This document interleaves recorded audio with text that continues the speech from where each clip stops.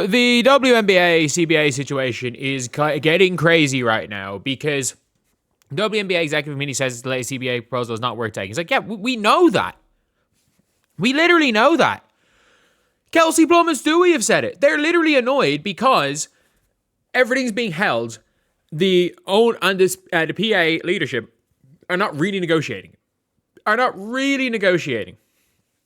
They are they're just throwing a crazy number. It's like imagine if, I don't know, let's just say hypothetically, you are working in a business and you want 80K.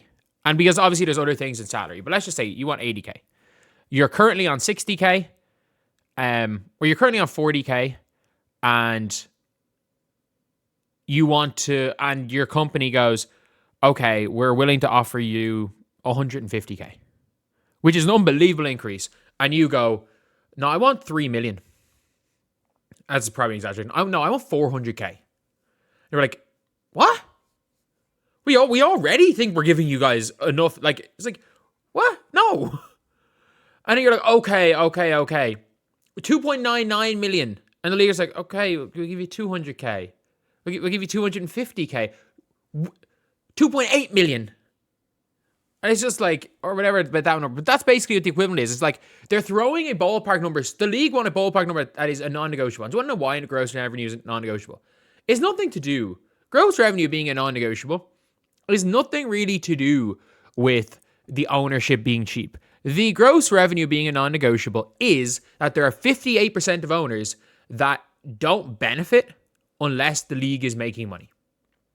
As in, there's no, unless the league is profitable, they don't benefit. So, for example, if you own a team, yes, you benefit by franchise values increasing. Those 13 owners own 42% of the league. They don't have all the say. And when you take into account there's at least 3 cheap owners of 13 plus 58% that have no actual stake in things growing. When things grow, it's only about revenue growth. Obviously, they need to basically just make sure the league doesn't go bankrupt. That's why it's a non-negotiable right now.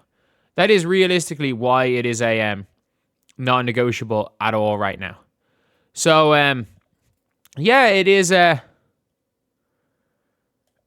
one of those things where that is it. So it says here their main statement remain united. No, they're not.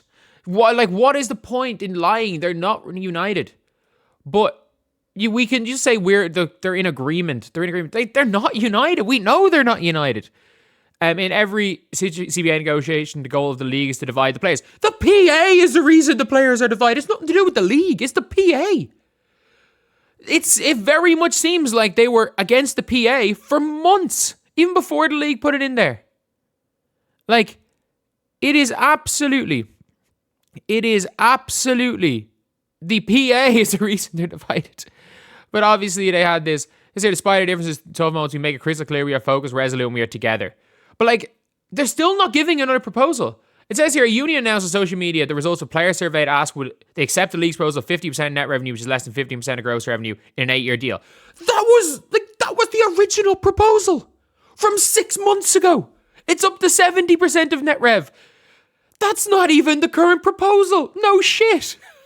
No shit. That's all I'm going to say. That's no shit. And also, the players should negotiate until the last second. If nothing else, they should negotiate till the deadline that the league sets, or go 1 to 2 days past the deadline. Because let's be real, if it's signed on March the 12th, it's fine.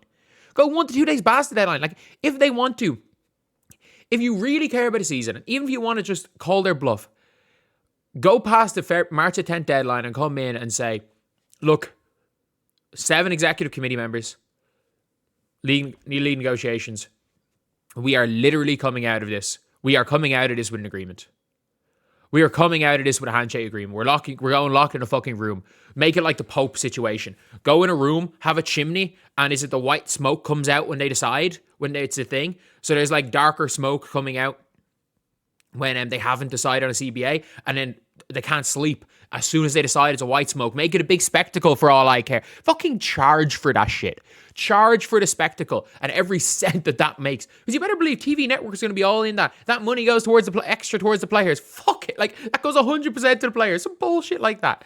It says here, 84% said they wouldn't respond. They wouldn't accept 50% of net rev, which is less than 50% of the gross rev. Yeah, no shit, because 70% of net rev is like, I think 70% of the net rev is something like 16%. So yeah, 50% of gross rev, or it's less than that, yeah. They wouldn't accept that for 8 years. Yeah, no shit. No shit. That's Stewie are literally like, I'll talk about this later, but Stewie and Kelsey Plum are like, we actually can't negotiate because our PA is hiding stuff from us and putting crazy shit out there. Are putting crazy CBA proposals out there. It says here, Stewie made it clear they need to start being pragmatic. And that's the thing. The players have not given something that not only like that would not bankrupt the league. The players have literally not put out a statement that I'm not going to say wouldn't bankrupt the league, because if the league booms, it is what it is. Like, it's fine. If the league keeps growing, but the league will have to continue growing at exponential rate. Like, the league will. This is literally what the league needs for the league to survive. The players what the players want. The league would literally have to continue growing at the way it has been. Caitlin Clark needs to play every single game for the rest of her career. Paige Bueckers needs to play every game. Angel Reese needs to play every game. Angel Reese and Paige Bueckers need to get to non-incompetent franchises. Juju Watkins needs to come in 2027. Sarah Strong and Michaela Blakes need to come in 2028. Dominique Malonga needs to be dunking 3 times a game. All of these things for the league not to go bankrupt with the WNBAs. And in 3 years' time, the TV deal that is being negotiated has to double and go to 400 million. That realistically is what it is with players. So players could bankrupt the league.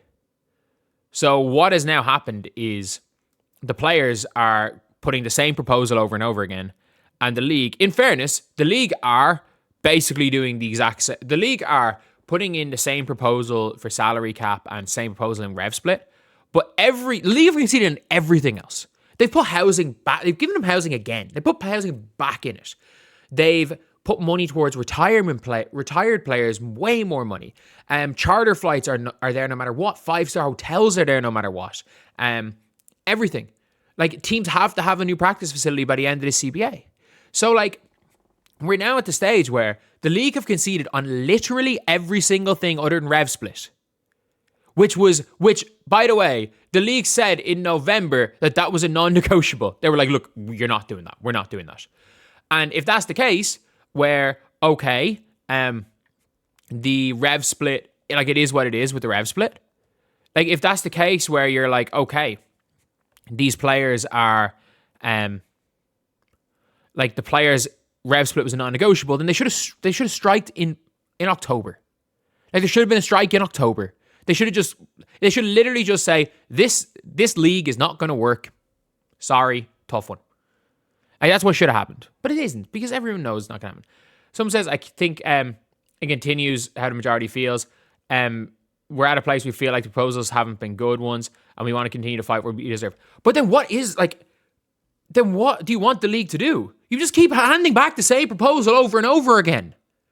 Like, I understand that if you think if you believe the league are doing that, but you have no leverage. You don't have the leverage. Like, the league, you don't have the leverage. You literally don't have the leverage. Players like all Stewie and Fee are saying is literally keep negotiating. Keep negotiating. That is literally it. Fee and Stewie are even saying, it's not Fee and Stewie, Jesus. Plum and Stewie are saying keep negotiating. They don't even want to sign this current CBA, but they're of the opinion that because the players aren't negotiating, even Paige said it. Even Paige is like, this isn't a negotiation. Neither side are doing anything, and the league knows that they can stall because they have all the leverage. Like, are they this dumb? The league are willing to burn it down. The players seem willing to burn it down. Like, what the fuck are we doing? There are millions of kids who dream of playing in the WNBA, and there are tens of players that will end that. Because I'm sorry, like, there's not millions of kids that dream of owning a WNBA team. There's not. Or dream of being WNBA investors. There's not. It is a dream that a certain core group of players are going to, because of buzzwords and because they were able to save up, are going to fuck up all the young players. They're like, oh, you know, we care about the future. No, they don't. They want to get one last paycheck on the way out. Look, I'm not joking. There are people. Like, this is not an uncommon situation. And by the way, Chris Paul, on his way out of the NBA, fucked over the whole league because when he was the head of the PA, put in a stipulation so that players could get paid way more, way later in their career. They could sign a long-term deal so that he could do it, and signed a deal, a short-term deal allowed KD to go to the Warriors because the salary cap hit the one time, fucking over the whole league because he made his money. And then on his way out, when he was no longer getting good money, he was cool with the second apron, fucking over everybody. Chris Paul made every decision selfishly in the NBA. This is not a women issue. This is not a WNBA issue. This is literally a thing that we have seen with sports unions. We have seen what the damage that Chris Paul has done to the NBA in certain situations. And you maybe don't even think it's the damage. But we have seen the decisions that Chris Paul has been made are for Chris Paul. That's what the thing is with these players. The decisions they're making are for them. And it is what it is. Where I feel like proposals haven't been good. You know, at some point, league sides have some sentiment towards us as well. Some sentiment towards, what the fuck is this? Like, oh, you know, so have some, what sentiment? They literally had to go to the NBA to fund you. There's no sentiment there. The only reason you're getting the offer you're getting is because of the young players. What the fuck are these players saying? Who do they think? Like, I like Alicia Clark, but I'm sorry. Nobody gives a fly. Like, in the grand scheme of things, I'm not pretending I'm anybody. No one gives a fuck about me. If every single player on the executive committee outside of I'll say Neka, and Kelsey Plum and Stewie. If the other three retired, it would not mean the WNBA would not lose 1 cent. They would not lose 1 cent if Will, Bree Turner, and King retired. If nothing else, Bree Turner is probably a year out of the league. Like, I commend what Bree Turner did in the playoffs. Bree Turner looks like she plays basketball like a tall kid who grew over the summer and was at varsity practice for the first time with all these awkward layups. Like, if you ever look at the video of Embiid when he was playing JV when he first came to America, that's how Bree Turner looks playing basketball. Like, she doesn't have that long in the league. She's there as a vet. As a union, we're going to use every tool in their pocket to be able to fight. Absolutely. So it's very much still on the table. The strike is still on the table. Like, I don't think everybody realizes, like, I don't mind her even saying the strike is still on the table. Because you don't want to just say, oh, it's not on the table. But it's not on the table. Because I think there is, again, I don't think any surveys have been done anonymously. The results of these surveys have been rendered null and void the second that Stewie and Plum said that, came out and said that the players feel scared to go against the CBA or go against the union. The players feel scared to keep up or to speak up. That they're scared to speak up. Like, pretty much, like any survey that the Players Association have is essentially null and void and irrelevant because of that. Union statement comes less than a week before March 10th. It won't be done by March the 10th, but it'll be quickly after that. If nothing else, look, if the players hold out past March the 10th, I don't actually care. You know what? Try to gain some leverage. Try to put pressure on the owners, but the owners don't. The owners know. They know. They don't care. Like, and if you look at the players that are saying we need to play and the players that are not, I just want to see who's the WNBPA post. Like, clearly there is a Natasha Cloud, Lexi Brown group. And by the way, all of the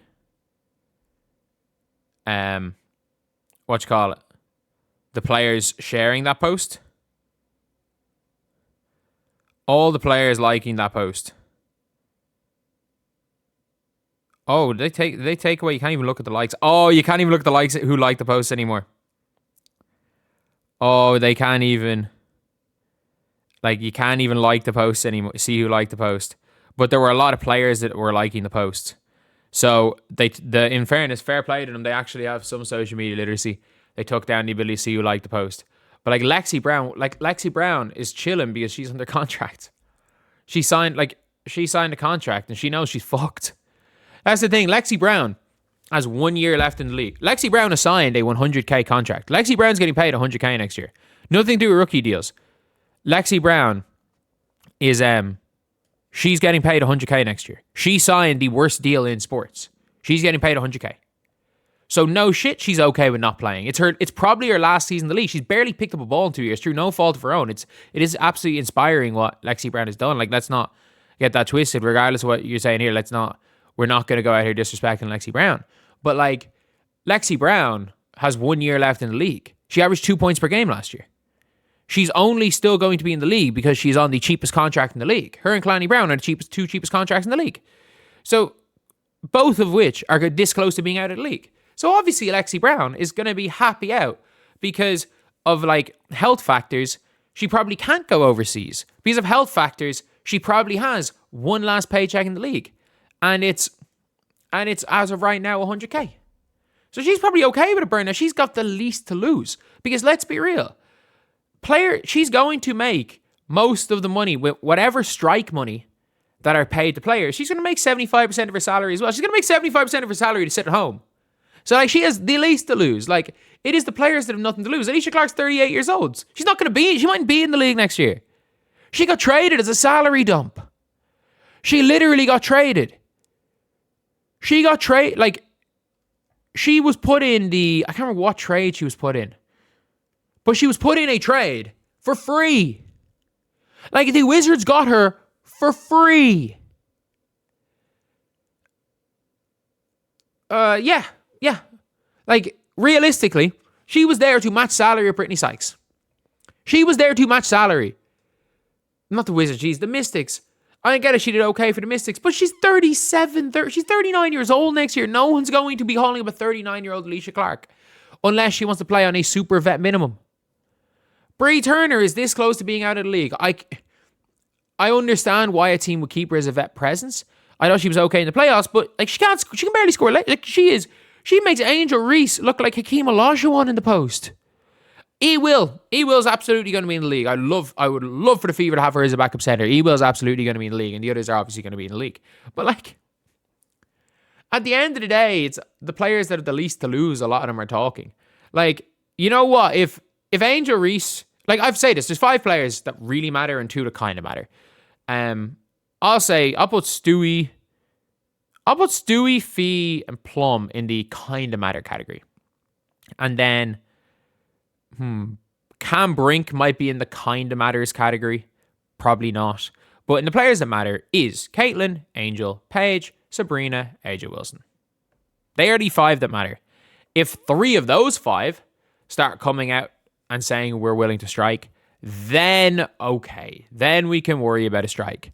If not, if the 5 of them and their 5 agents, because again, how many, 4 of the 5 are with Nike, if I'm not mistaken. 4 of the 5 are with Nike. 3 of them are going to have signature shoes. There is, as much as Nike are all about social justice and stuff, their contracts are possibly going to be torn up. There is a world where they tear up Caitlin Clark. They're not going to tear up Caitlin Clark's contract because she signed a stupid one. But they probably could. And that's the scariest part about this. All those brand deals are gone for those players.